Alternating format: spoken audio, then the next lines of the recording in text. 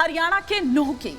क्या नूह में एक बार फिर से कुछ बड़ा होने वाला है? क्योंकि तैयारी तो कुछ ऐसी ही नजर आ रही है। वीएचपी द्वारा कल ही प्रेस कॉन्फ्रेंस कर यह ऐलान कर दिया गया कि कल यानी कि 28 अगस्त को वो अपनी जो अधूरी शोभा यात्रा है उसे पूरी करेगी। यानी कि जो ब्रजमंडल यात्रा है उसे निकालने की जो तैयारी है वो दरअसल हो रही है। हाँ, ये अलग बात है कि प्रशासन की तरफ से, सरकार की तरफ से इस शोभा यात्रा को निकालने की इजाजत नहीं मिली है।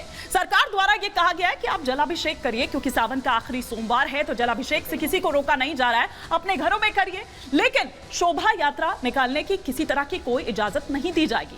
बावजूद इसके जो हिंदू संगठन हैं वो इस शोभा यात्रा को निकालने पर अड़े हुए हैं और वो ये कह रहे हैं कि ये तो हमारा अधिकार है, इसमें इजाजत लेने की क्या जरूरत है।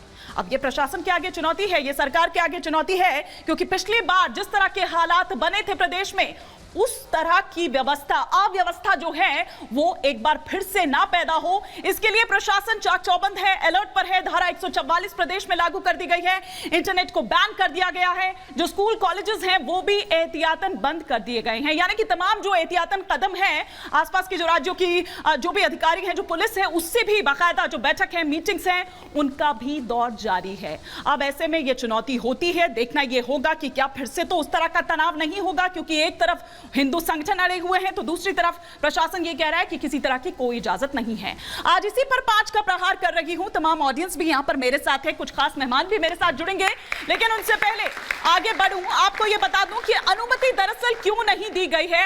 वो ग्राफिक्स जो है वो लगातार आप अपने टेलीविजन स्क्रीन पर देख पा रहे हैं। नूह ही वो जगह है जहां पर दरअसल ये जो यात्रा है वो निकाली जानी है, और साथ ही साथ G20 शेरपा ग्रुप की अगर बैठक की बात करें तो वो इसी जगह पर निकाली जानी है। 3 से 7 सितंबर के दौरान ये बैठक भी होने वाली है। मतलब ये कि सिर्फ लॉ एंड ऑर्डर जो है वो मसला नहीं है, बल्कि G20 की बैठक की अगर हम बात करें तो उस लिहाज से ये एक प्रतिष्ठा का भी सवाल है, और अगर फिर से हिंसा भड़कती है तो एक गलत मैसेज जाएगा। पुलिस ने कानून व्यवस्था का हवाला दिया है, लेकिन उसके बावजूद अगर ये कहा जा रहा है कि नहीं हम तो ये यात्रा निकालेंगे, तो क्या ये कानून को चुनौती देने जैसा नहीं है, प्रशासन को चुनौती देने जैसा नहीं है? ये वो तमाम सवाल है, क्योंकि 31 जुलाई को हमने देखा था, ठीक 1 महीने पहले इसी तरह से जब यात्रा निकाली गई थी और फिर किस तरह से वो जो हिंसा है दरअसल भड़की थी। लेकिन अब आइए, कुछ खास मेहमान मेरे साथ जुड़ गए हैं, उनसे भी मैं परिचय करवाऊंगी, लेकिन आपको बता दूं कि उससे पहले कुछ जो सवाल 5 का प्रहार के खड़े हो रखे हैं, एक एक कर वो तमाम सवाल